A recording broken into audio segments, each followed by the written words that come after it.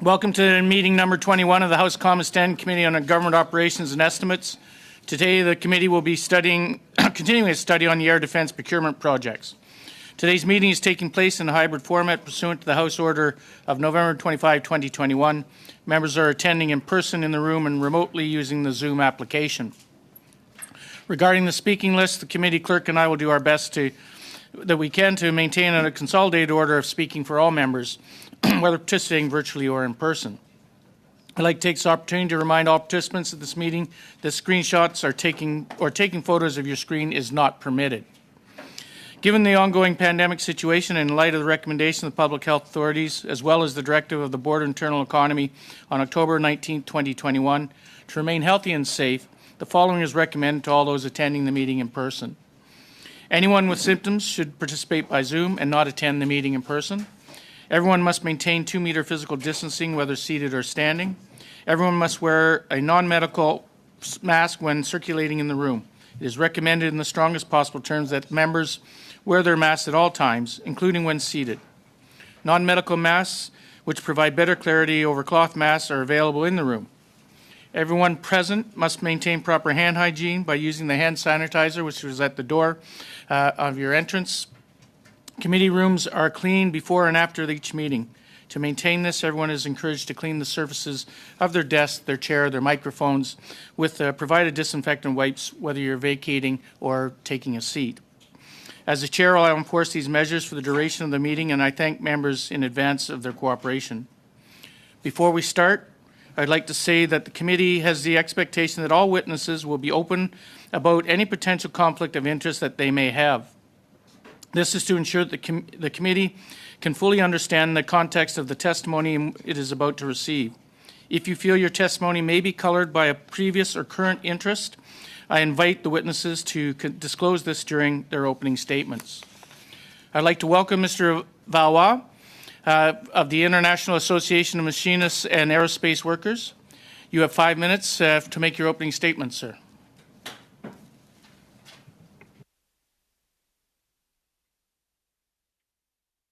Merci beaucoup.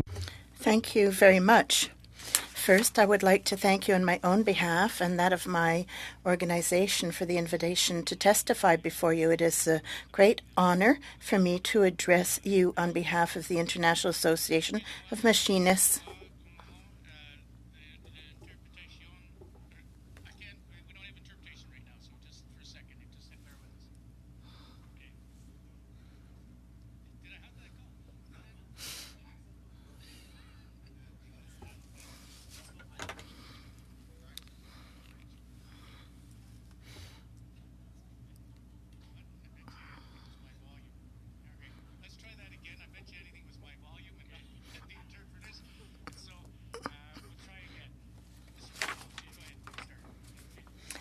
Thank you. As I was saying, I would like to thank the committee on my own behalf of that of my union for inviting me to testify. I represent the International Association of Machinists and Aerospace Workers, which, with its almost 1,143 locals and 650,000 workers. And we are at the very vanguard of the aerospace industry and been working in Canada since the 1940s, and we've always promoted the industry. The Canadian aerospace ecosystem really took off after the Second World War, and we are interested in innovation and national security. As of the 50s, Canada intervened in the construction of its national aerospatial sector to conserve its strategic position. Given the weakness of its previous market, Canada signed numerous agreements with the United States to enable the industry to have access to military programs initiated by the Cold War. From 46 on, the Canadian government intervened to orchestrate a transition period of the aerospace industry. It shifted from one of being on a war footing to one able to respond to Canada's strategic interests. That said, the Canadian initiatives never stopped different projects, but the lack of a viable industry largely explains the difficulties encountered by the Canadian aerospace sector at the time before the acquisition of the CF-18s. The Canadian Armed Forces used equipment manufactured in Canada, the Sabres, the different CFs, and these manufactured under license by Canadair in Montreal. And in the 50s, the Avro company in Mississauga was at the origin of a first fighter jet with reaction engines, the CF-100 Cana, with more than 692 aircraft built. Canada was part of the NORAD fleets right through to the beginning of the 60s. Then that was used for training and reconnaissance missions right through to the 80s. Canada made acquisition of its first Hornet fighters in 82. And the replacement program in 90. At the beginning of the F-18s were to reach achievement by 2003 to keep its fleet in service. Canada implemented modernization programs as of the year 2000 and also acquired second-hand planes from Australia. Later, maintenance and operations were modernized for the F-18s by members of our union in the Montreal area. And the F-18 Super Hornet fleet were put out of service in 2032. And our members will have worked on products for 46 years. That's 32 years longer than planned. Without the contribution of those workers assigned to maintenance of these aircraft, we would never have kept them in flight. So we have done excellent maintenance work, repair work to extend the life cycle of the military aircraft. And this know-how is an asset for the Canadian aerospace ecosystem and is of strategic value for Canada economically, in terms of industry and military. So there's been interest in acquisition of a new fleet, and our union is always interested in supporting Canada's aerospace ecosystem. For us, there's no doubt that Canada needs to be using its procurement programs to maintain and create jobs, just as it would be the case for our members at Harris. And we have recommendations in this regard. First, that the procurement process or any other aircraft be part of an pan-Canadian aerospace policy, one where roles and responsibilities and commitments of all actors in the Canadian aerospace ecosystem are spelled out. Second, that the objectives for procurement in air defense have clear objectives such as technological transfer, maintenance, fabrication of defense equipment or its components. And third, that the policy on A2B, such as 8.2, be reassessed, and the policy apply to all procurement contracts and equipment necessary for national defense. The Canadian ecosystem needs to be considered as highly strategic by the Canadian government. To ensure its viability and development must be part of this government's priorities. It should be part of a specially adapted program. And I will end with a comment in relation to the replacement program for the F-18s. Fraternity are part of our values, and we should invest in the military. We have a responsibility to see to it that the process is rigorous and in the best common interests. And so acquirement and maintenance of fighter jets is a complex process requiring a financial long-term commitment and a significant part of the government budget. So this type of project has, of course, the potential of meeting the country's needs in terms of defense to create decent jobs as well as generate industrial and technological benefits, and this in a key sector. Thank you very much. Thank you, Mr. Valois. We'll now go to questions and answers, and we'll start with Mr. Paul Hoos for 6 minutes. Merci, Monsieur le Président. Thank you. Good day, Mr. Valois, and thanks for joining us today. Of your recommendations, in the third one, you talk about the industrial and technological benefits. And you talk about reassessing all of that. And we received a report from the Director of the Parliamentary Budget last week and talked about SMEs in defense and security really did not benefit from ITB as it should. Do you have anything to say about SMEs in this regard? Thanks for the question. Yes, concerning small and medium enterprises, I think that in the value chain, and the supply chain will go beyond the borders of a given country. So when you assess technological benefits, and with the policy we have in place, there are ways to circumvent. Well, when the assessment of the benefits is done, there are some activities that are conducted outside of Canada.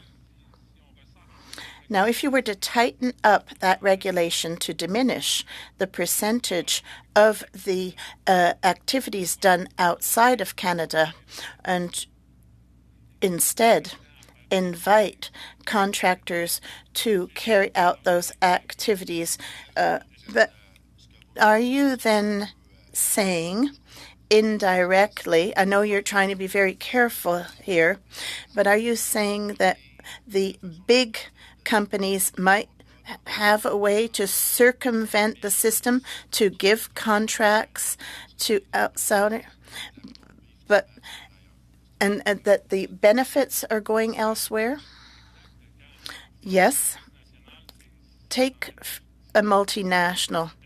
It is going to have branches everywhere.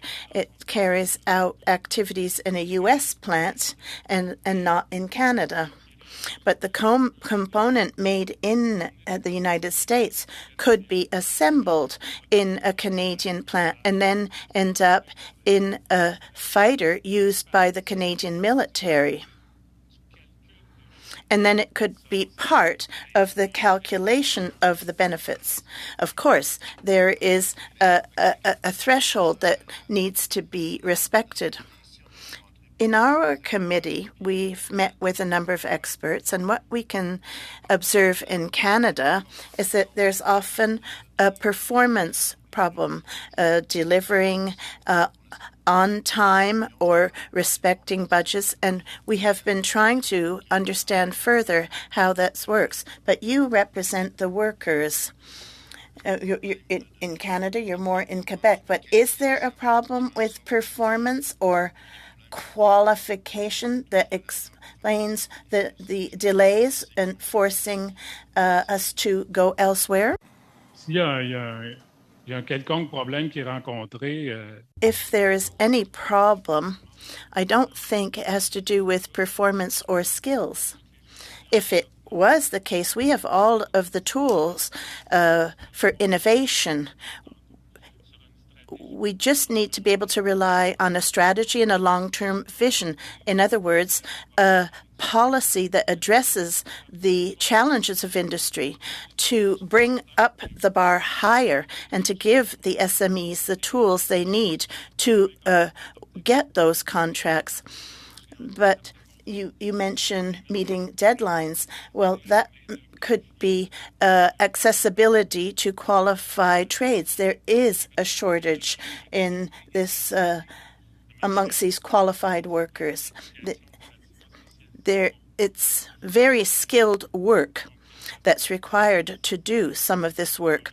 So that can exacerbate the skilled worker shortage. The director of the parliamentary budget talked about a problem of concentration of budgets. There can be some very quiet periods, and then contracts are issued all at the same time, and then you have a bottleneck in the industry. Now, is that something you have observed or experienced? That's difficult. I do not think that's the case, because the industry is just recovering from the pandemic. And so there are good prospects, be it on the defense side or the commercial side. I think what's ahead is the technological shift, access to skilled labor, and then increasing cooperation between all of the different actors in the aerospace sector. And to succeed, we need a pan-Canadian aerospace policy where everyone is going to bring together its technological intelligence so that we can face up to the challenges that are coming and be able to resolve the problems within a reasonable time frame. Thank you. Excusez-moi. Thank you. We'll now go to Mr. Johari for 6 minutes. Thank you, Mr. Chair, and thank you, Mr. Walua. You talked about, in response to my colleagues and people who's about some of the shortages of qualified trained individuals, and you said there is a retention issue. As you know, we've now recovered almost nearly 115% of the jobs that we lost prior to during the pandemic. We've recovered about 3 million jobs, and our economy can still absorb another million jobs. I know the fact that in the real estate industry we are short 300,000 jobs, which is during the budget 2022 we tried to address that. I was doing a little bit of research. I noticed that there are 30,000 jobs were lost in the industry, and you're experiencing about 130,000 shortage. In your view, what can we do toward making sure that the aerospace industry, as it comes to the talent, is sustained over a much longer period of time? And how do some of the current air defense procurement projects play a role here? I just heard that we put another $99 million for the F-35. Is any of those projects, kind of giving you guys an opportunity to be able to be part of? Thank you.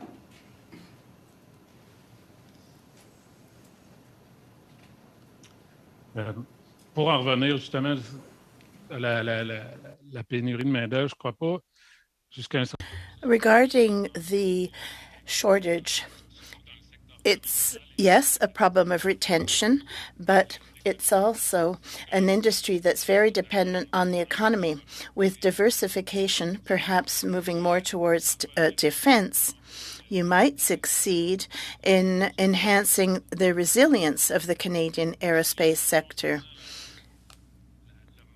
Concerning the labor shortage, it's not so much a question of retention. It's perhaps the age. The average age of amongst is above 45. So these workers will be retiring, and we do have a problem of recruitment in Canada and Quebec. So there is work to be done to be able to attract young people to these jobs. Now, to attract them, you need to be able to have them understand that the Canadian government is going to do its part in securing decent jobs through, and that procurement will ensure the viability of these jobs, and that will be a priority, and that work will unfold here. I don't know if I've managed to answer your question properly. Well, thank you. I mean, you're talking, enhance the resiliency of the industries, aerospace industry workers, especially given the fact that some of our procurement cycles are up and down that my colleagues pointed out too. But what programs do you think that the federal government can implement to incentivize younger generation to come in? I mean, you mentioned we're still going to maintain the F-18s, CF-18s for another probably 10 years, and then the F-35s are coming, and that's a great opportunity for the younger generation and the new talent to be able to join. How we can, as a government, help you and help your industry?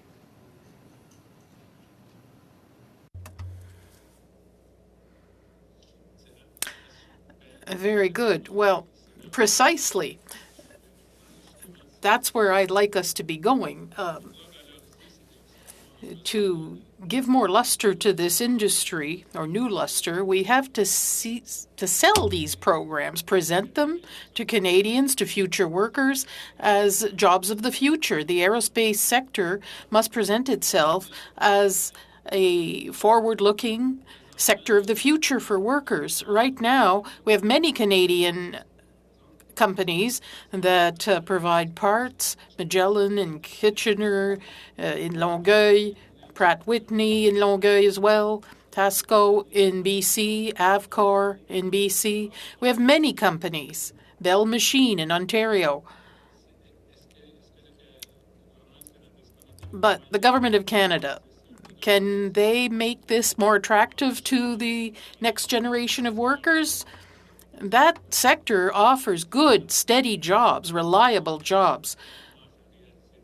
The government should favor the maintenance of the F-35 or Griffin, whatever is chosen, but the maintenance of these planes should be done in Canada, do everything it can for the supply of parts to provide maintenance, that it be done by subcontractors in Canada, not abroad, as much as possible, while respecting our trade partners. We can negotiate that. We can provide more stability within this aerospace ecosystem. That would be an excellent way to achieve this.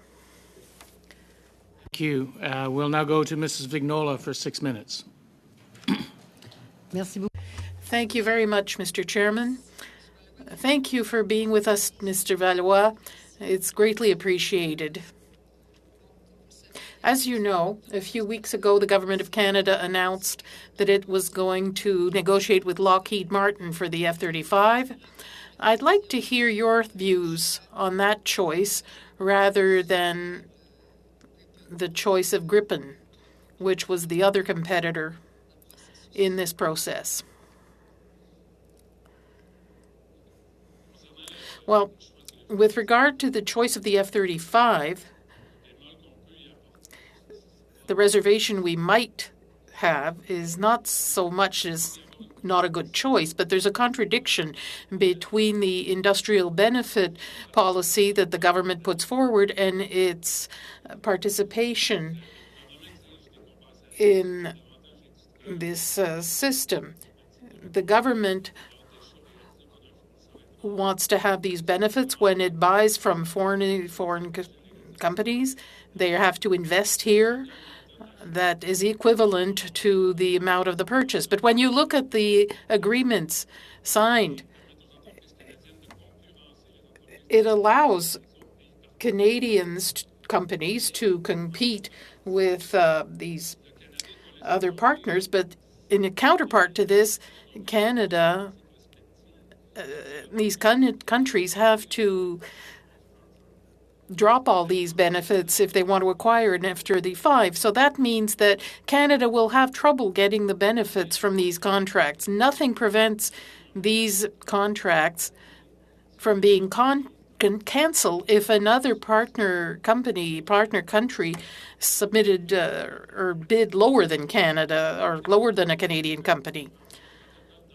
There could be an agreement, a protocol on Canada's defense, and this could have been evaluated strictly on the term of benefits in the short term. That's the main problem. Okay, so if I understand what you're saying correctly, there's no guarantee for our companies that they'll have industrial and technological benefits in the long term. And the big winner here will be a company or companies in the United States. Is that what I'm to understand here? Well, essentially, that's the problem. We have no guarantee about economic benefits. We have to negotiate everything on a piecemeal basis. You have to start everything over again. As soon as you have a partner in the development of the F-35 that's added and that buys planes, they will be able to negotiate on a piecemeal basis too and try to steal contracts from other partners. There's a dynamic that developed within this whole program for the F-35, which means that Lockheed Martin and its other industrial partners made decisions where it's very difficult to have a new aircraft program and assume the whole financial burden. Thank you, Mr. Valois. I'll continue. I'd listen to you for a long time because I'm very interested in this, but what you've just underscored, that is the fact that maintenance, parts, and so forth would favor the U.S. economy rather than Canadian companies, what impact could it have on your workers, your machinists in the aerospace area? Well, earlier I briefly mentioned a list of Canadian suppliers for the F-35. Among those, overnight, if you don't choose that aircraft, or even if you do, we can't guarantee this. Even though we may have contributed $710 million, we cannot guarantee the level of activity on that aircraft. With regard to maintenance that's carried out by L3Harris in Mirabel or on Canadian military bases, we can't guarantee that this will continue over time. Instead of an economic issue or preserving jobs, there's also the issue of national security that has to be taken into account. So to sum up, we got benefits. We're talking about $2 billion in benefits, spin-offs. We paid $710 million, but we're not even sure that the parts and the expertise we provided will not simply be kept by Lockheed Martin and not renew these agreements in the long term to continue building the F-35s. Is that correct? Yes. Okay. Well, essentially, we're applying a free trade rule, extreme economic liberalism, if you will, and in a context where the Canadian market is very small, I don't think we can waste a couple of contracts that will be carried out abroad. Okay, very quickly. In your speech, you talked about, or you explained the history of this. You talked about the agreements between Canada and the U.S. Are these agreements still in force? Are there any of these agreements that would force Lockheed Martin to respect the small businesses and Canada's and Quebec's expertise? To my knowledge, there is no agreement that comes to mind to do that. Right now, there's a program in which Canada is a partner for the development of the F-35. It's the criteria of this agreement that apply. We're partners in that program in order to benefit from spin-offs. We do. If we buy the aircraft, we could also benefit from certain spin-offs, but we're not in a position to guarantee them. That's the nuance here. Thank you very much. Up to you, Mr. Valois. If there's more that you feel that you would like to respond to that answer, by all means, please put it in writing and submit it to the clerk, and we will distribute that to all committee members. I will now go to Mr. Johns for 6 minutes. Well, thank you very much, Mr. Valois, for your important testimony. Some questions. I'm going to kind of continue the thread from Ms. Vignola around the economic benefits piece. I know some politicians really want to talk about cheaper and quicker and looking maybe outside of Canada to develop military procurement. But I would say, can you maybe speak about the importance of, procuring domestically and ensuring maybe you could speak about the human rights, the economic, the quality, the many different benefits of manufacturing here, the multiplier effect, and the importance and significance of that, and what it looks like, on a runway, if you want to call it. Here we were talking aerospace, but if we don't take a solid approach, you talked about a pan-Canadian aerospace policy strategy, but if we don't take that approach and what the runway would look like. If we do take a more approach, that is Canadian security-based and development and manufacturing here at home.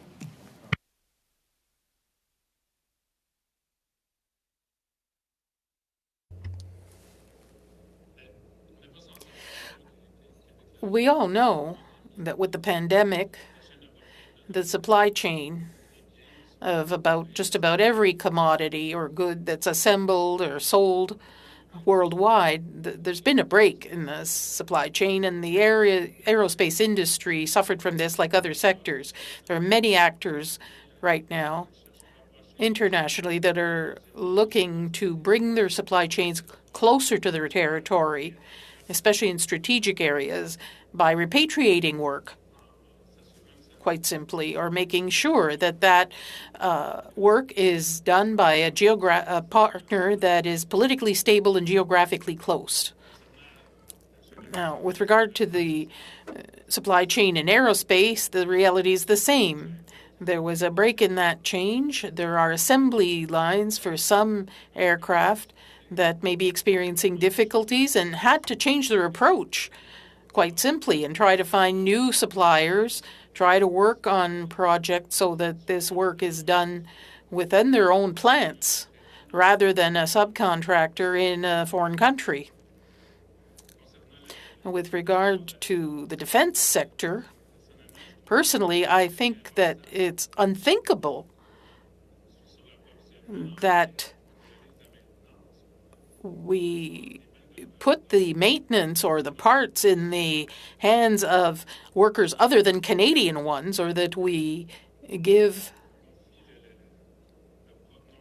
not only the responsibility for the product, but the lives of our military with equipment that is maintained by workers not in Canada. I have trouble understanding that that's an option, even a realistic option, that in order to save money, we'll say, oh, well, we're going to have our aircraft maintained in another country where we have more or less control over legislation.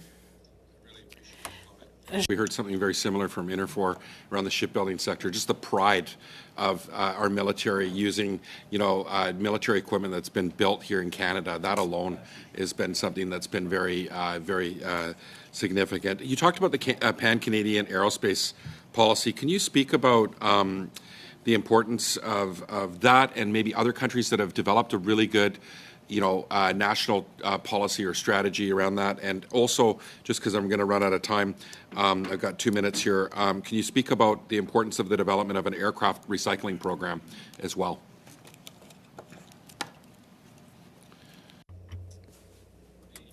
Yes. The recycling of aircraft, my approach is always, if we can build them, we have to be able to recycle them. Right now, there's a movement, a fleet.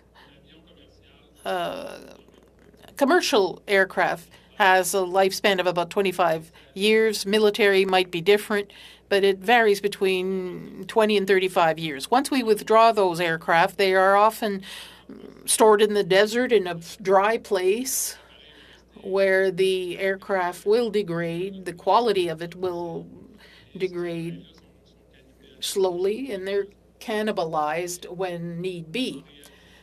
But by developing a program for recycling aircraft, we could increase the resilience of the industry. Secondly, when there are crises like the one we just experienced, we could transfer workers who are temporarily laid off to recycling activities.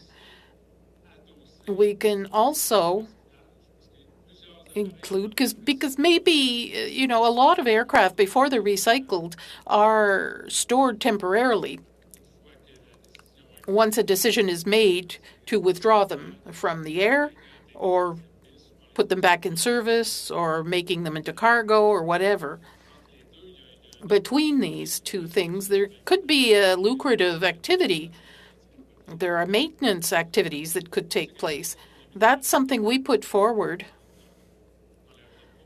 in our proposal for the pan-Canadian policy, because we think that industry must react and transform these goods to reassign them for other uses, these raw materials that were used to manufacture these planes.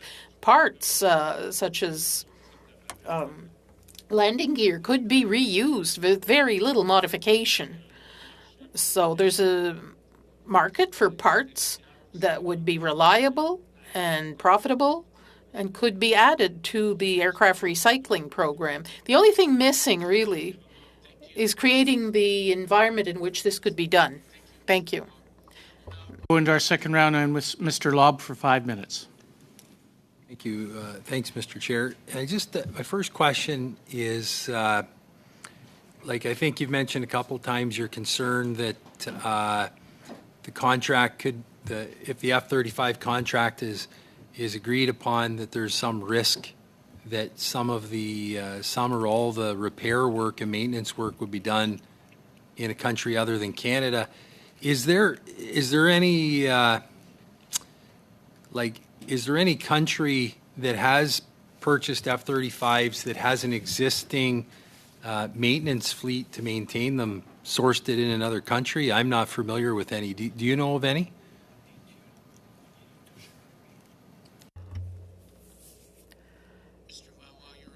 Monsieur. There we go. I'm not sure I understood your question properly. Are you asking me whether there are countries in the world that don't do their own maintenance on their F-35s? Is that what I'm to understand? More along the lines that, the United Kingdom has an existing trained fleet of people such as yourself, as do the United States, as do Canada, with trained people who are qualified to maintain aircraft.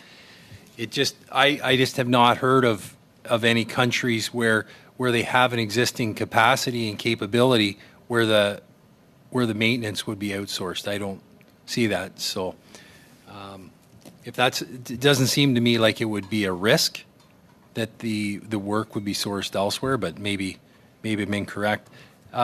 Nevertheless, how many? The next question I had was it was in regards to the ramping up of the training, and so from the parts that you would be maintaining or manufacturing, is there a timeline in which you would be ramping up to provide the services amongst your workers?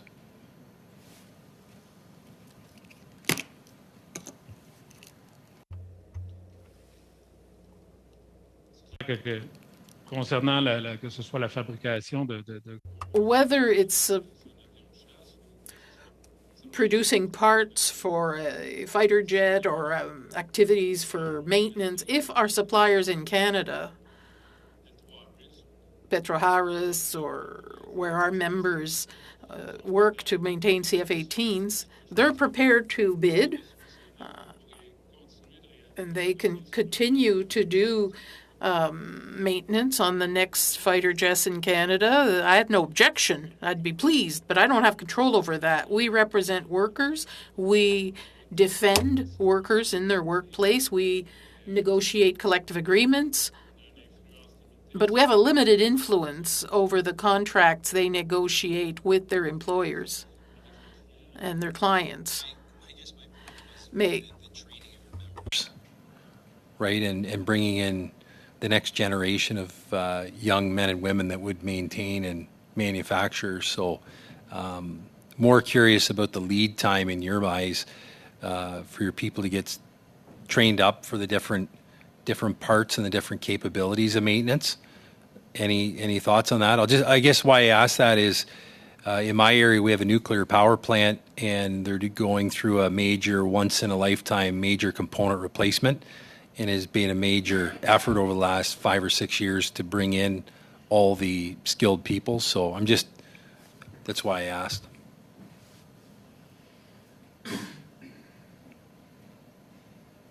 D'accord.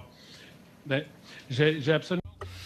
I have absolutely no problem imagining that our workers, with all of the expertise developed over the years and the richness we have in the Canadian aerospace ecosystem, that there is an actor in Canada who couldn't tender within reasonable deadlines.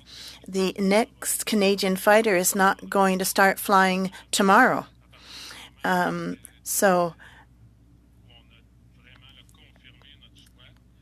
up until the time our government's choice has been made, there's all sorts of latitude to come up with the training and the tools for those locations where maintenance can be done. After all, this industry is rich and diversified and highly competent to get the job done. Thank you, Mr. Lobb. And we'll now go to Mr. Baines for 5 minutes. Thank you, Mr. Chair, and thank you to Mr. Valois for joining us today. Actually, many years before I took this position, I actually was an aircraft mechanic in British Columbia, so I know a little bit about the industry and the strength that it has with respect to our workers here in the industry, mechanics and machinists. So my question to you is, are there particular trades in the air defense sector that face challenges with the retention of employees? If so, which ones?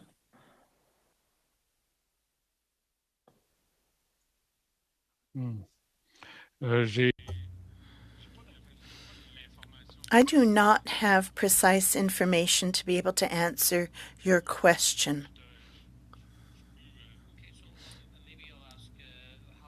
With respect to the pandemic and the impacts of COVID-19, how did that contribute to the loss of livelihood and affected careers in the aerospace industry? Was there a major downturn or people leaving and not coming back? Any of those impacts?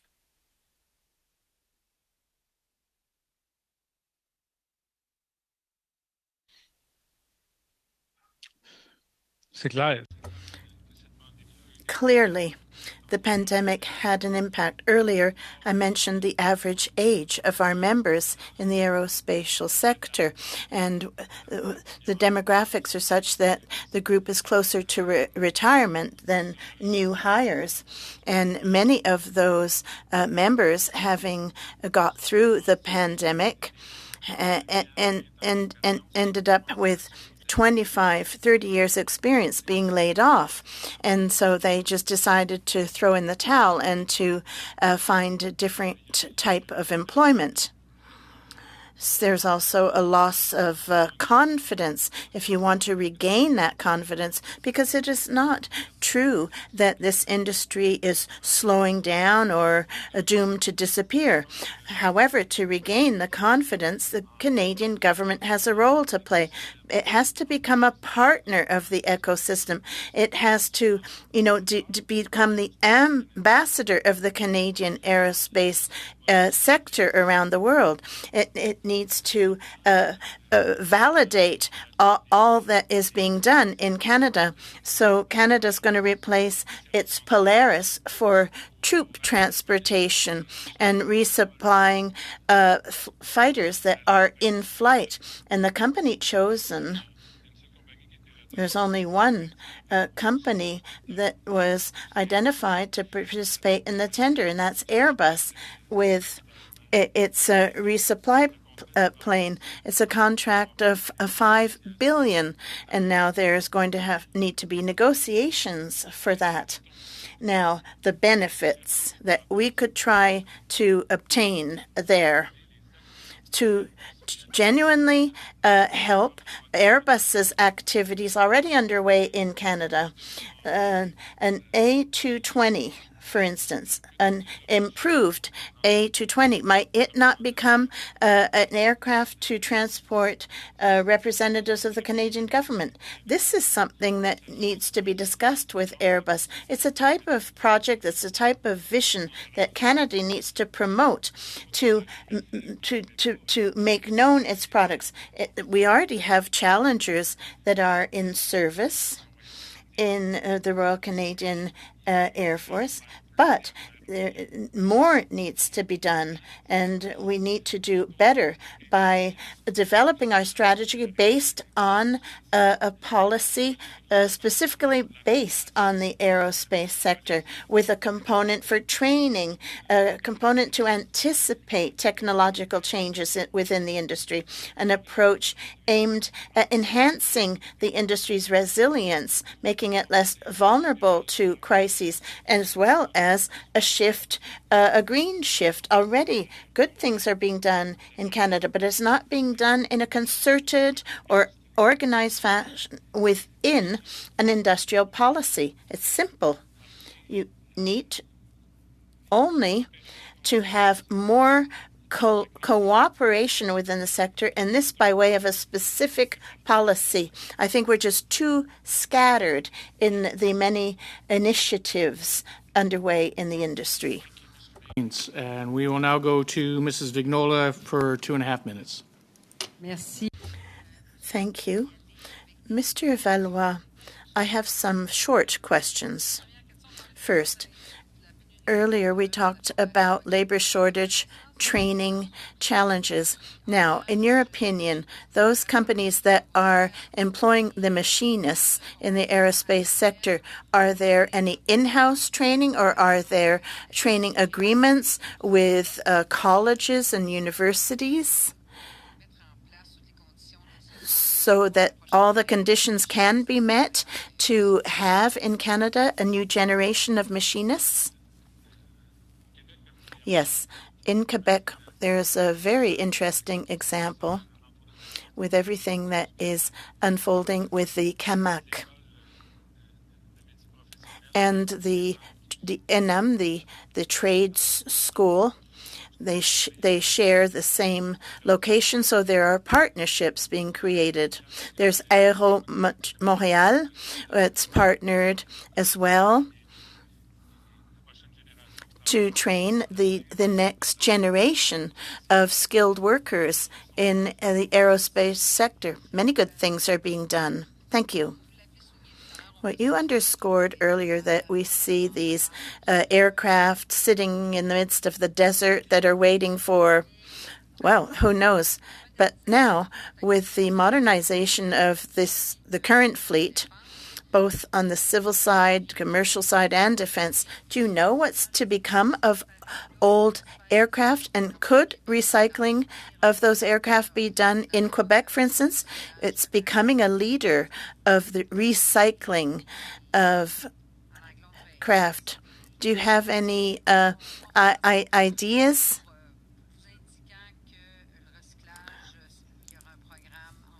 Do you think there is potential for a recycling program here? Right now, there are 2 SMEs in Quebec that are active at Mirabel Airport. They are doing recycling of aircraft. But they're at the very, very beginning. They need supports. They're the only 2 SMEs in Canada that have the necessary certification, not only just to do recycling, but also the resale of used spare parts. So they need more assistance to be able to get new clients. A year ago, Airbus said they were searching new partners to be able to increase recycling activities of aircraft around the world. Could we not make Mirabel a North American hub for the recycling of aircraft? We already have 2 companies there or that are doing that. Thank you, Mr. Valois. I'll go to Mr. Johns for 2.5 minutes. Thank you. Thank you again. I'm actually going to continue back on that thread. One thing we've noticed through this study that we're doing is also on Navy procurement, the lack of ship breaking, the lack of responsibility when it comes to recycling of our ships. We're hearing from you around airplanes as well and our military aircraft. Is there policies that Canada needs to develop there's gaps that would help ensure that we're being more responsible with our aircraft, that would help support this new sector, this plane recycling sector, if you want to call it?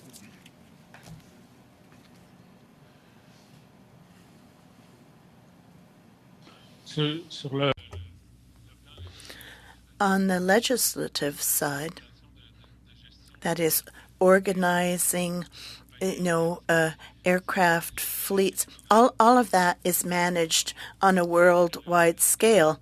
And of course, Canada could play a role of ambassador to raise the awareness of other countries. We do need to assume our responsibilities and, yes, institute some forms of legislation. But if you're going to call on airline companies around the world to have a more responsible approach to managing the end of the life cycle of their aircraft, you need to give them the tools to be able to do so. You have to have prepared the field and to have an environment that supports recycling. The European Union has done a great deal with its partners, especially Airbus, the main manufacturer, and in Spain and in areas of France. I mean, the recycling of aircraft is on the rise in those 2 regions of the world, and it's a more and more lucrative activity. Could we repeat that on that scale here for the North American continent? Absolutely. It's just a question of having the political will to do so and to show the airline companies that it's in their best interests, because there are some components at the end of life cycle that can be reused, and there are savings to be made there. And could we provide incentives for our Canadian companies to become more committed in the recycling of their aircraft fleets when aircraft are withdrawn from service? Absolutely. We will now go to Mr. McCauley for 5 minutes. Great. Thanks for joining us. Just a quick question for you. We do the CF-18 work here. Since the original development deal was signed a couple of decades ago, various companies across Canada, Magellan and Manitoba and others have received about $2 billion worth of F-35 related work. Are you not confident with, the skills shortage around the world right now, with all the work that being done right now on the F-18s, that you will not get a similar amount, if not more, for F-35 maintenance, even without a locked-in ITB?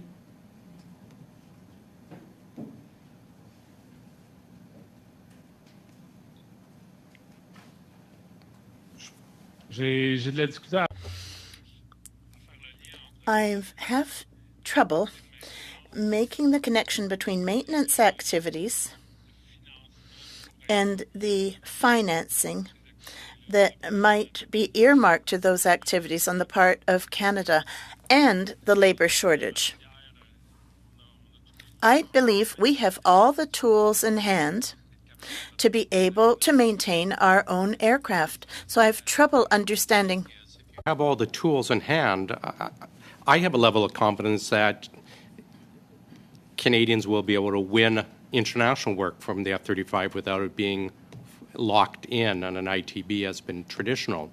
Do you not have the same sense, the same confidence that you'll be able to win based on the competence and skill that exists right now?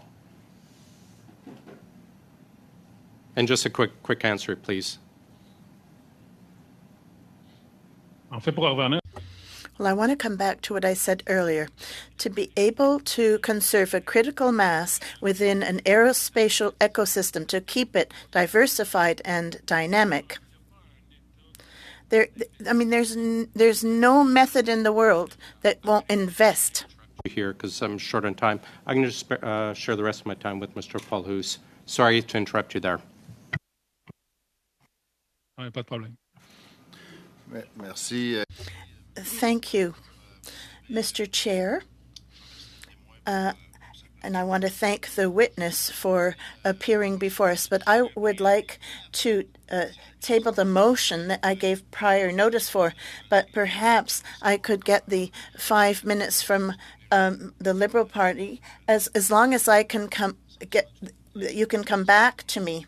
If not, I will continue now with my motion. Suspending for just a second. Hein? C'est ça. It's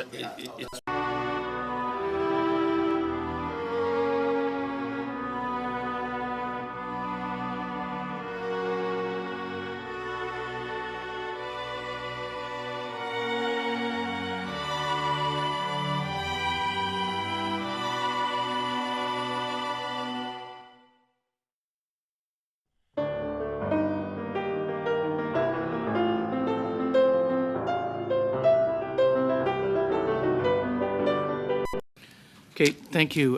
So if we will, the committee, we will continue the committee after, and that way we can hear from Mr. Valois. We'll hear from Mr. Kazmierczuk, who has the next 5 minutes, and then we will go back to Mr. Paul Hughes. Okay, thank you. Sorry, Mr. Valois, just a little technical issue. The questions will come from someone else at this point in time for the next 5 minutes. Mr. Kazmierczuk, 5 minutes. Thank you, Mr. Chair, and thank you, Mr. Valois, for answering your questions. You know, normally in this committee we have a slate of witnesses that share the time and share the hot seat, but you've been with us as the sole witness for the entire hour, so I just wanted to say thank you very much for doing that and answering all of these diverse questions. I wanted to, before I begin to my line of questioning, there was one point I just was really curious about when you talked about recycling of airplanes. What percentage of an airplane can be recycled? Like, are we talking about a third of it can be recycled? Do you have a sense of how much of an airplane can actually be recycled? Just curious.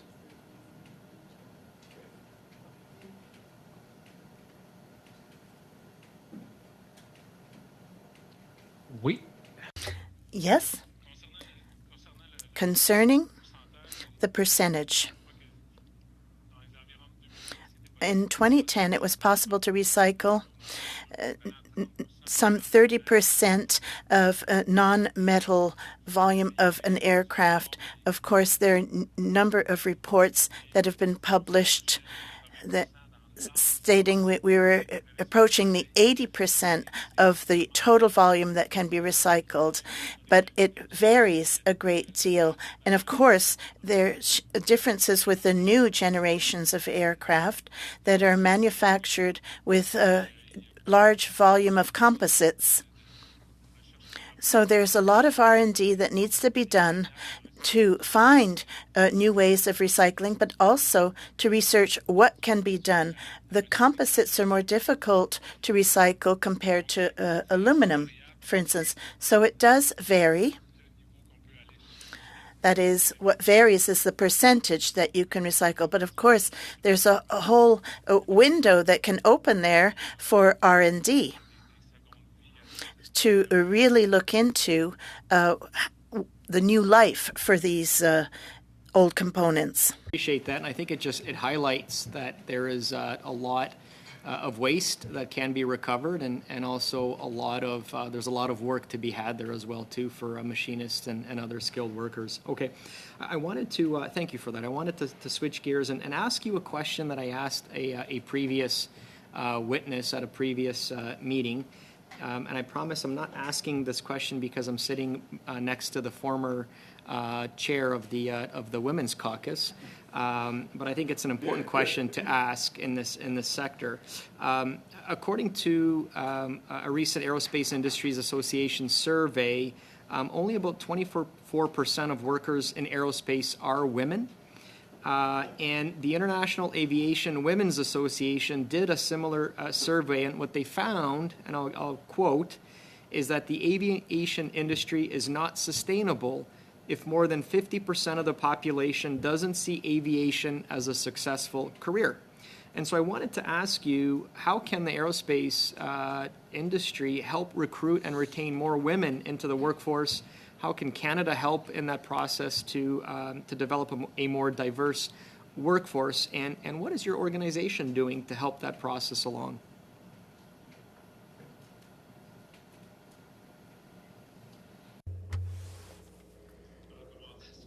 My recommendation would be pretty simple. To value the jobs in this sector. It's a vote of confidence in the aerospace industry in Canada by organizing programs to try to recruit more workers. There's a whole generation of workers that we need to replace those who are going to retire very soon. Could we target certain groups, certain age groups, be it women or anybody, attract people to these trades? I don't think these are trades that are impossible to achieve, regardless of who you are. I think it's a matter of will. I think that statistic is a problem. I think, indeed, we cannot deprive ourselves as 50% of the population. We need succession, regardless of where it comes from, and that has to be said. There are jobs in the aerospace industry. There's a future in that sector if we make an effort, if we coordinate, if we invest in it to value these trades in aerospace. And I appreciate, on behalf of the committee, I want to thank you for being here today. As my colleague, Mr. Kazmierczuk, had indicated, normally we have other witnesses here, and so you get a breather, but you actually handled this very well, and appreciate your...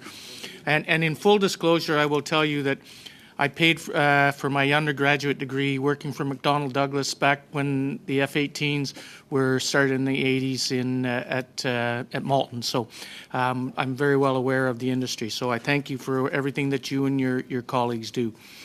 With that said, Mrs. Valois, I'll let you go, and we will now go back to Mr. Paul Hughes.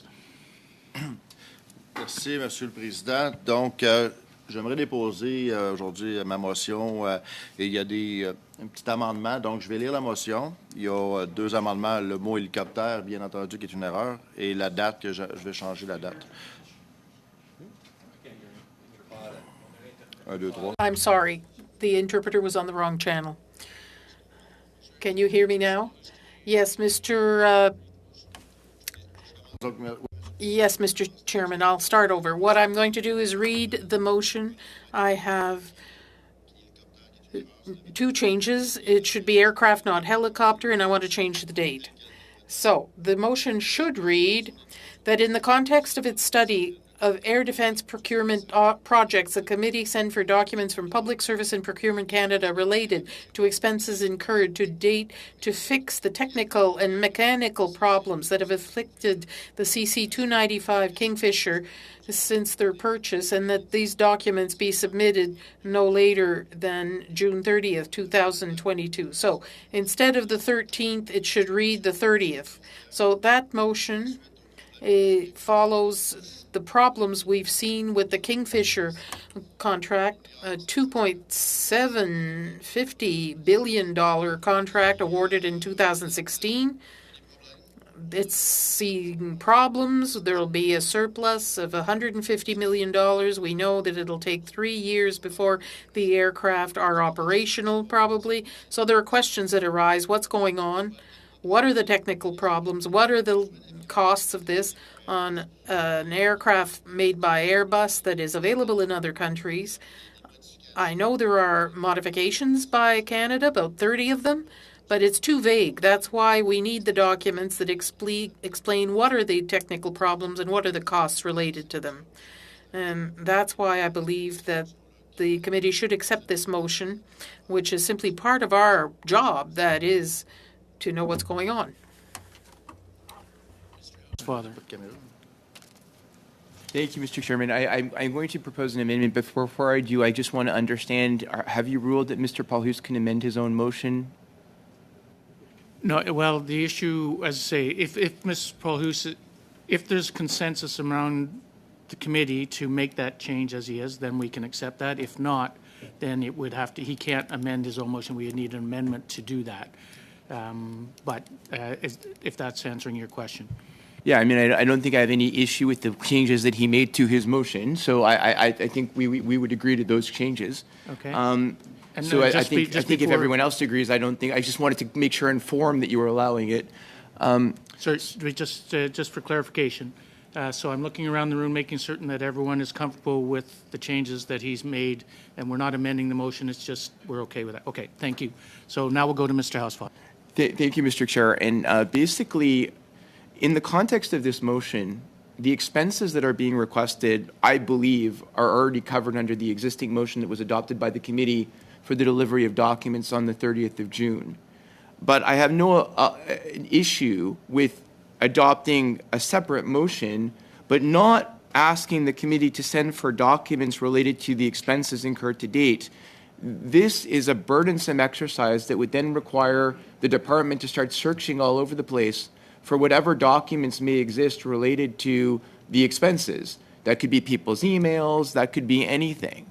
So my proposal, Mr. Chairman, and I'll speak to it again a little bit after I propose it, would be to change the words, afterward the word "the committee," ask Public Services and Procurement Canada to provide an expense report related to expenses incurred to date to fix the technical and mechanical problems that have afflicted, so no changes after that, and that these expense reports be submitted no later than noon on Monday, June 30th, 2020. Well, actually, it wouldn't be Monday, it would be Thursday, June 30th, 2022. Because if Monday is the 13th, then I guess Thursday is the 30th. So basically, Mr. Chair, again, just to make clear my amendment, it's to take away the words "send for documents from," and change that to the committee ask Public Services and Procurement Canada to provide, and then insert the word expense reports, and the only other change would be and that these expense reports be submitted.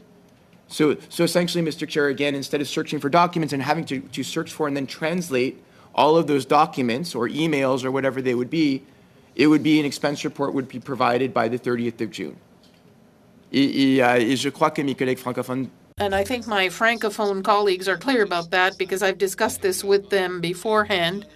And indeed, Mr. Chair, I think that that's a consensus we can have. Yes, we need the spending.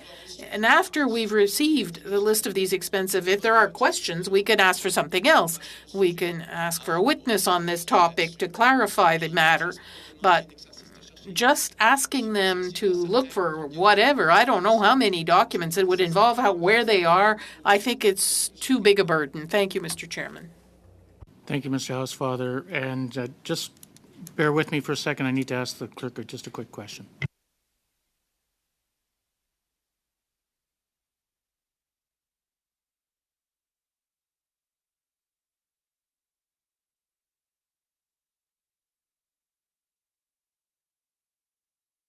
Thank you. Now I see Mr. McCauley had his hand up, and then Mrs. Vignola. Thanks, Chair. I'm in support of this.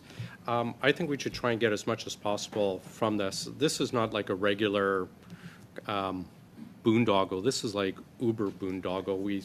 This is, if anyone remembers going back, this is the one that famously I think had like a 30,000 page RFP that they had to rent a van to deliver. We, the government, not us, but the government of Canada got sued by Leonetti over improper practices on this bid. Leonetti then miraculously gets bought out, or withdraws the lawsuit in exchange for a $5 billion sole source contract for maintenance. And now we find, I understand it's up to a 10-year delay to get these planes. I don't think, is it Hercules they're using right now? I don't think our Hercs, we have enough. I don't think they're going to be available to cover Comox and the East Coast for 10 years. This is, I don't want to go hyperbolic, but this is a real crisis in procurement, and it's not Liberal side, Conservative side, NDP side. This is a problem with this really specific problem. Like, the shipbuildings are a mess, but this one is like beyond a mess with all the controversies, everything else from day one of this contract. I think we owe it upon the forces, fishermen, et cetera, East Coast, West Coast, and taxpayers to really look into this. I would almost be open to saying we should have a couple standalone meetings on this. Like, if you read their report, I mean, it's gone from they should be flying right now to maybe 2030. This is not like a 1 or 2 year delay. They're pushing this back a decade. So I think we should get all the documents and then go from there to see what is causing all of this. Like, this is a mature design. This is not like the T-26 where we're starting from scratch. This is in service in 15, 20 different countries, and it's a large country. There's no way in the world this should be delayed to this extent. So I think we have a real big problem on our hands here that, we owe it to Canadians and to ourselves to kind of look into it. I understand the difficulty of gathering all of this. Maybe there's some solution that can be suggested, and we can chat about it a bit more Friday, but I think this is something that we seriously have to look at. What's causing these massive delays, these cost overruns, and I think the fact they're saying these planes cannot be adjusted for what the specs are. So anyways, appreciate the time and some thought about that and suggestions on, how we should approach this, whether it's on full-on docks, if it's having someone come specifically on the project. But I think this is a real big issue we need to tackle. Thank you, Mr. McCauley. And just for clarification, we are talking about the amendment at this point in time. Mrs. Vignola and then Mr. Johns. My question about the amendment, or the main motion, when you're talking about documents, the fear apparently is the quantity of documents that we'd have to produce. It's over a 10-year period. Do you want to obtain all the documents without exception, including emails? I'd agree then, that doesn't make sense. Or do we really just have the contracts, the work orders that explain the spending? Maybe we could funnel this a little bit. We're on the amendment in a way. Regarding the documents, it's not the whole contract. It's really on spending related to the technical and mechanical problems, the costs that were generated. It's not the contract from the beginning. It's from when it starts. It's a lot less. Why is it blocking? What are the costs generated by these problems? And what will it generate as costs? Why are we at this point? This is where we're at right now. And the motion we voted on last week or the week before about all the aerospace contracts doesn't deal with these precise points. What we want here is to know, once we have a specific problem with these 16 aircraft that can't serve the country right now, we want to know what happened and why. And it's through documents that we'll find out. Otherwise, if we just have figures, we already know it's an overrun of 150 million. But why do we have a problem? As Lee said, Airbus has already produced these aircraft. 15 countries use them. Why is it blocking in Canada? There's also a question of public security for people who need search and rescue. It's just that. I don't want the whole contract from the beginning. Inaudible. Well, the aircraft was supposed to be delivered in 2020. We're in 2022. Then there was COVID, of course, but now there are other technical problems. We don't know what they are. We need to know why there's a blockage, and it'll take until 2030? Another 8 years? What's going on? What I allowed there was for Mr. Paulus to sort of answer Ms. Vignola's question, but again, back to the issue, we are talking about the amendment at this point in time. Before I go to you, Mr. Johns, I think the mover of the amendment, I think he just wanted to see if he can answer that as well. Merci, Monsieur le Président. Thank you, Mr. Chairman. If we're asking for documents, we're asking for all documents that are related to costs. So we're asking for all documents, even for $400 or $4 million or $10 million. To my mind, if we get the list of spending, we want to know all the different spending. If there are major spending in there, then we'll get the documents associated with those major expenditures. It may be reasonable to ask them or to ask for a witness to explain them, but asking for all the documents means we're asking for everything, including everybody's emails. And I think that's a huge burden to look for that and then translate it all. It doesn't make sense. The first thing is to get a list of the spending, and then we can ask questions about that spending through a witness or through documents regarding specific expenditures that are big. But I really don't know the answer. I don't know how many different costs there were. What I do know is that it's possible for these documents to be found, but it's difficult. There weigh a lot. I may share Mr. McCauley's feeling. We could discuss this before Friday and come up with a solution, but voting today to provide all the documents is a situation that would create a huge burden, I think. Thank you. Father, we've got Mr. Johns, and then I see Mr. Kazmierczuk and Ms. Vignola. Okay, Mr. Johns. Thanks. So it's always funny when the fiscal New Democrat is speaking about fiscal issues.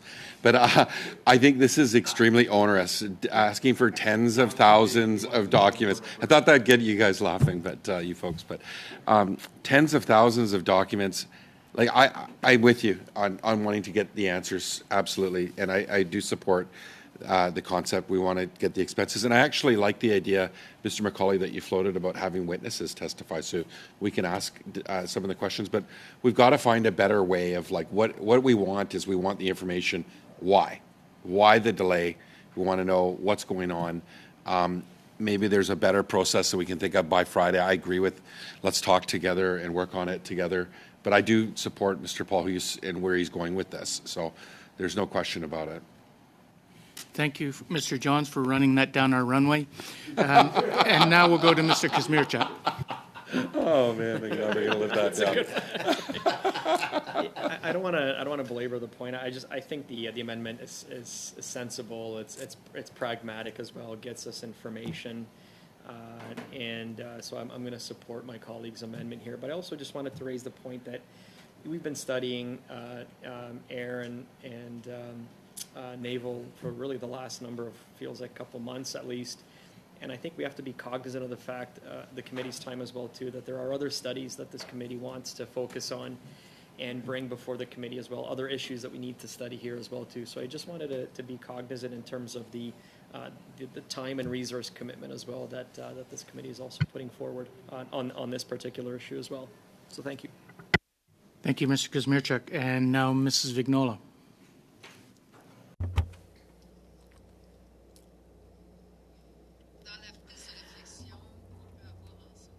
Now, in thinking about this together, would it be possible, in your opinion, to say, okay, we want an expenditure report, but those that are over such and such an amount provide us with all the documents related to those large expenditures specifically? Could that be done? Because I don't want to look at a bill for $400 for a screw. I have no interest in analyzing that. So I think that Kelly said so earlier. We had 30,000 documents to read last time, and I almost read them all. Okay? No more. So I'd like to analyze this, but I want to analyze responsibly and concretely because, yes, the report seeks to figure out what's going on with taxpayers' dollars, money from our because, you know, we pay taxes too. Anyway, I pay taxes. I don't know about your finances, but I sure do. But it has to be effective and efficient too, because we are a source of expenditure too. Our work is a source of expenditure. It has to be effective, straight to the point, and efficient. Sorry for the Anglicism, as I speak French here, but if we could have a compromise, a responsible one, and say, well, $1 million, let's say. $1 million would be a lot of money for anybody. We want the documents about anything costing over $1 million. Why is there a $1 million overrun? That's a proposal. I could do it through an amendment. Tell me if you want that. But I'm opening up the conversation about that. Thank you. Are you, Ms. Vignola, you're... Est-ce que je dois? Sorry, are you done? Okay. Thank you. And before I get Mr. Housefather to respond, Mr. McCauley, and that way we'll try and, if he can answer, if there's more questions. Thank you. Thanks, Chair. Just to address Mr. Kamirchuk, I just had to address it. Like, we're going to be spending $200 billion on ships and planes. We owe it more than, like, I think we had Irving for 45 minutes and they're getting $100 billion from Canada. Like, this study obviously has to continue. Hopefully it'll be like past studies where we interrupt it to do other studies, because I think at one time we've had 3 studies at one time ongoing. The estimate study, I think, ran for 3 years off and on. So we can certainly accommodate what you're talking about, Mr. Kamirchuk. At the same time, we continue this. I'm wondering if maybe this can be changed to perhaps the change orders or documentation regarding the changes to the existing design, structural failings, et cetera, rather than the invoices chasing a $400 bolt, but focusing on the change orders and the design problems and the maintenance, not the maintenance issue, but the production issues. I'm not sure exactly how to word that in today's motion, but perhaps that would alleviate some of the worries about how many pages are going to show up. And yeah, I do care about a $400 bolt, but I'm more concerned about what is leading to this systemic issue that we have of inability to get an existing, mature, successful plane design, built and delivered for Canada. And we're not even in the process of starting up an airline building industry. This is someone else building it for us. So I'm open, again, to suggestions on how we can address this. Yeah, okay. We'll go to Mr. Housefather. Yes, I keep turning off. Thank you, Mr. Chair, and thank you to my colleagues for having proposed constructive, thoughts. What I would suggest, Mr. Chair, because honestly I don't have the answer right now as to what the amount would be or what documents might be easier to produce than others. I would have thought that perhaps having a witness here that we would ask questions to and then figure out where that witness who knows the program would tell us is the real issue, and perhaps ask for those would be a good way to do it. But in the meantime, if we're going in this way, I would request perhaps if the committee would delay this until Friday, if we could, Mr. Chairman, move the motion to discuss on Friday, that you set a time for us to continue this, and let me try to figure out over the next 2 or 3 days and talk to colleagues about what they think in the department is deliverable within that period of time and what the main things are or not. Because I don't have much knowledge about what the costs actually are at this point. If that's possible, Mr. Chair. Thank you. Mr. Paul Hoos and then Mr. Johari. Merci, Monsieur le Président. Thank you, Chair. I have a proposal which I think might solve the problem we have.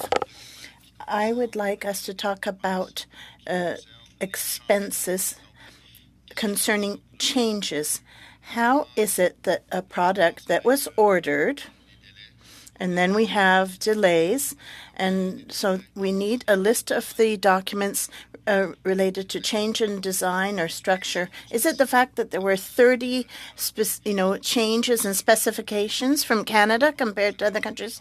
So it means that the project lead would have all that already.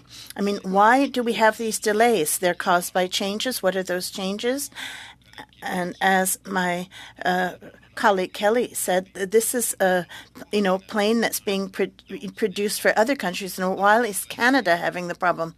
So these are documents related to structural or design changes, more than just the kind of expenses.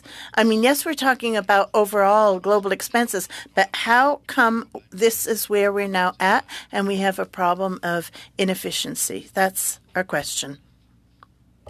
Thank you, Ms. Paulhus. Mr. Johari. I think we are trying to use a set of data, such as expenses, as it relates to this project to determine why there's been delays. And if that's the case, then that might not be the best way. I believe we have to find what the drivers of the change, i.e. the delay, have been, and then decide what data elements do we need to ask.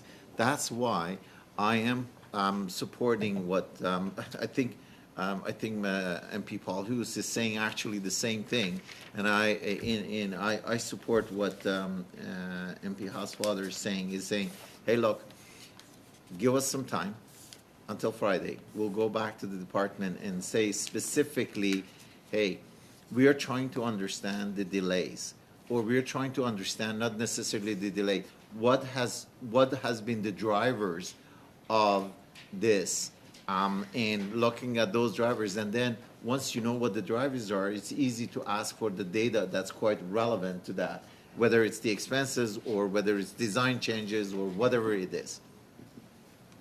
Thank you. Thank you. Mr. Paulhus. Avais-tu levé ta main avant moi? OK. Donc,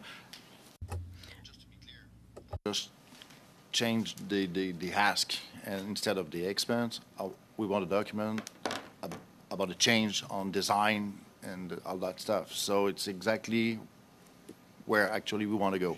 So we're not talking about expense. We're talking about why. Which kind of change been done, been asked? Yes, it's what we want to. Yes. Pendant que mon collègue Paulus parle Donc, ce que je disais, c'est qu'on se rejoignait finalement à ce que j'ai. What I was saying is that we wanted to make a change. We don't want a list of expenses. We would modify the motion by focusing on the changes made to design and structure, which has given rise to these delays. I think we're talking about the same thing. I don't think we need to wait. I think we can just accept this as proposed by Anthony. I think we can decide on this today. Sorry, I saw Mr. Johns first and then Mr. Housefather. Why don't we actually ask someone from the department to come appear before the committee first? Mm-hmm. Then we can ask some tough questions and decide what documents we want after that. I don't think we're going to want like truckloads of documents. I think we're going to be able to pin down what we want. But I'd rather us use some of our committee time to ask some difficult questions. This is a very, very important issue, especially when it comes to search and rescue. So I absolutely wholeheartedly support Mr. Paulhus's work in wanting to get to the bottom of this and get some answers. But I do want to make sure that we're not spending just thousands and thousands and thousands of public service hours to bring forward documents that we could probably get in some questions to someone from the department. I just think it's really expensive. And it's onerous on the taxpayer, and I want to make sure that we're being, efficient. And I think we can still ask some, for whatever we need after we've asked for questions. and they would have to supply that as a witness anyways. Thank you, Mr. Johns. Mr. Housefather, and then Mr. McCauley. Thank you, Mr. Chair. I mean, I agree with Mr. Johns. As I stated before, I think we're going about this backwards. I think the easiest way is to bring somebody from the department to explain what the large change orders were, and then we can ask for what we think we need following an explanation of what the costs incurred related to. But right now, I'm certainly not prepared to support any motion today that does anything more than provide the expenses that were already agreed to in the previous motion. Not that I think it's unreasonable necessarily to ask for some documents, but I think we need a better understanding, and I don't have enough information today to determine what the limits would be or what those documents would be. So it's either I'd ask us to push this over till Friday so we can have discussions, or to invite somebody from the department to come. That I'm okay with, but I'm not in favor of simply saying change orders and agreeing today to what those are, because I don't know what they are, what universe they are. Thank you, Mr. Housefather. We have Mr. McCauley. I appreciate what you're saying, Gord. My only concern, though, is like we've seen so far when we've had department officials before us, it's like, can't answer that. It's it's between these three departments, a different committee. Like, I'm just concerned we're not going to get answers from them. We haven't had a lot of answers so far on, the F-35, the ships. It's been a lot of non-answers. I'm afraid, we'll commit short, precious committee time, and we'll just have some from PSBC. Heaven forbid that I'm the cynical one, but being sarcastic there. But my worry is that they're going to show up and we'll just get more non-answers. And no, that's a secret. No, we can't talk about that. Well, it's because of this. We're negotiating. I mean,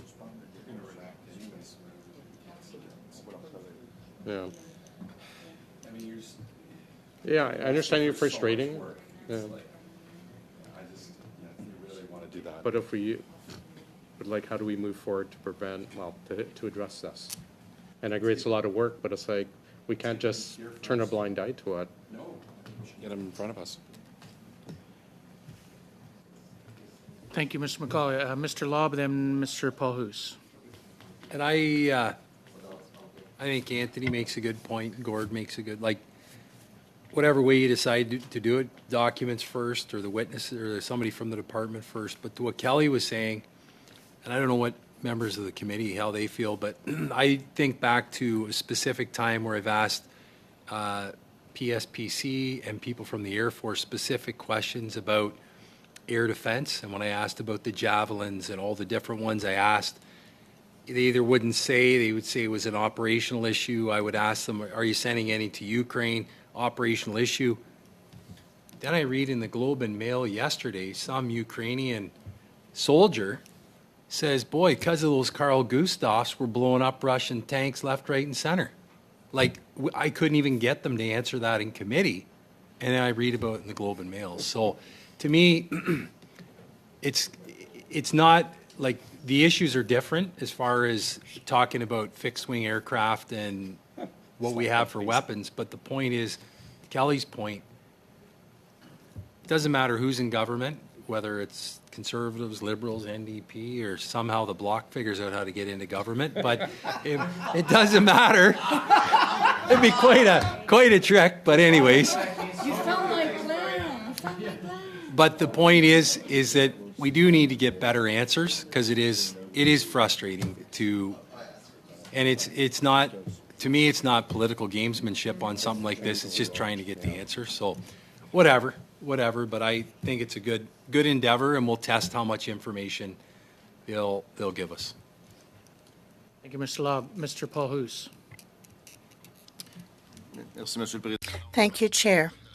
So, subsequent to the conversations we've just had here, the goal is clear. The need is very important, especially for opposition parties. And just like Ben said, aside from having some laughs, we're not advancing. So, on the other hand, I I do not have the objective of having thousands of documents churned out by our public service. We want clarity. We want to understand where we're heading with this particular file, as well as some other files. What I suggest, Mr. Chair, I am ready to suspend discussion on this item. We'll find a way to make sure our motion is effective.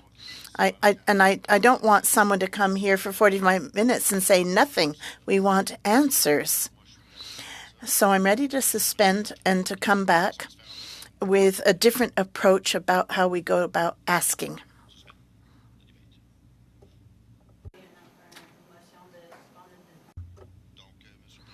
Yes, Chair, I propose we suspend the debate on the motion, come back with, an amendment after discussing between the parties. With there being no conditions on it, it's immediate vote on that. Is there, looking around the room, do we need a recorded vote or suspend? Okay. Thank you, everybody. We will suspend and bring that back. Hopefully, from what I'm hearing around the committee is that you're going to talk about it. And the same thing is, let's not wait till the last minute to talk about it. Let's talk about it, get it straightened out, so we can get this straightened out. We do have a amendment on the table, so we'll have to defeat that first. Or approve it, depending on or make changes to it. So, okay? All right, with that said, I thank you, everybody, for being here today. I would like to thank the interpreters, and I apologize for me not turning my mic on right at the beginning to say that you weren't interpreting.